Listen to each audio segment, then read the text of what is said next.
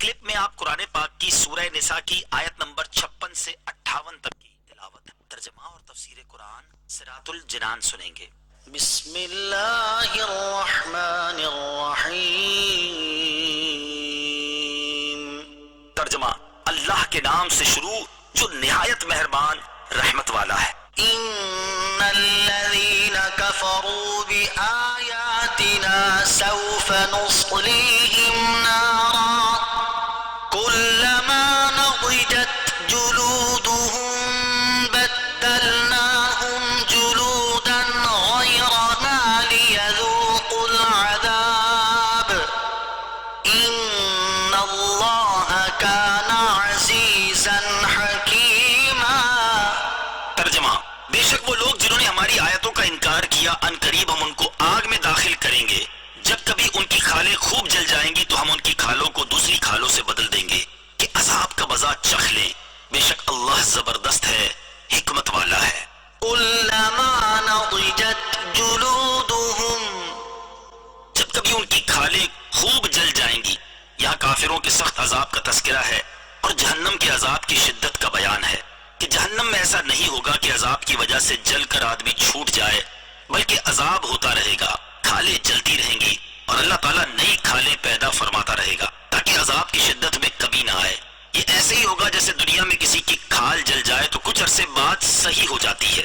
والذین آمنوا وعملوا الصالحات سندخلهم جنات تجری من تحتها الانہار سندخلهم جنات تجری من تحتها الانہار خالدین فیہا ابدا لهم فیہا ازواج مطہرۃ وندخلهم ظلا ظلیلا۔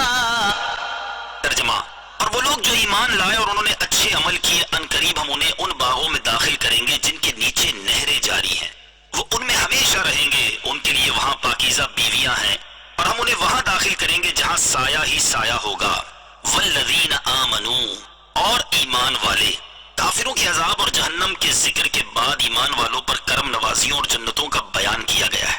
یہ قرآن پاک کا ایک انداز ہے کہ کافروں کے افعال و عذاب کے ذکر کے ساتھ اہل ایمان کے اعمال و جزا کا ذکر عموماً ہوتا ہے۔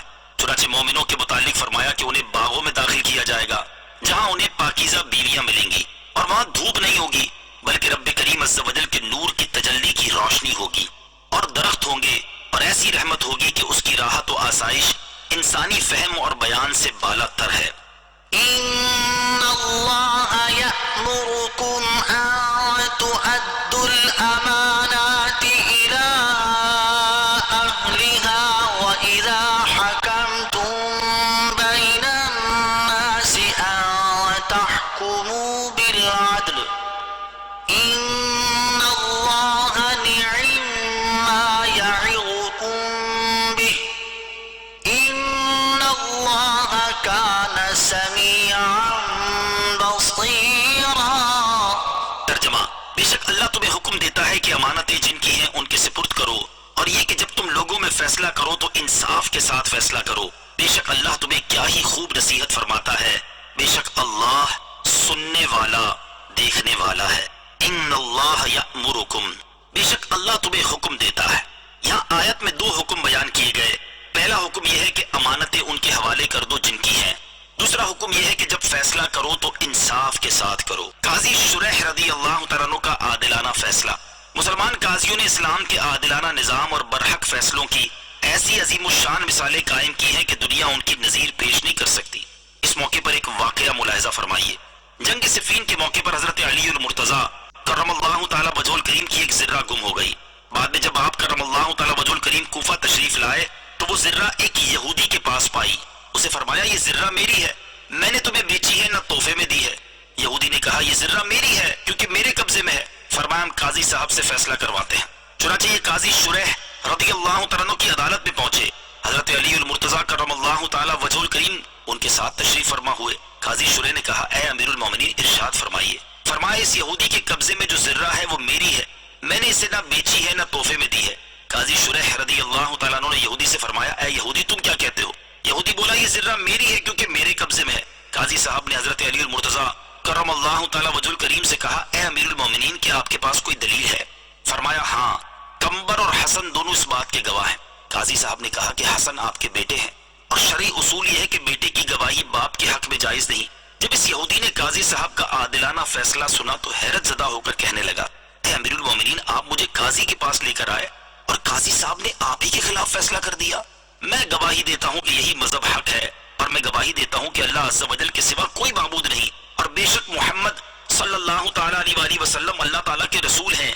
یہ ذرہ آپ ہی کی ہے۔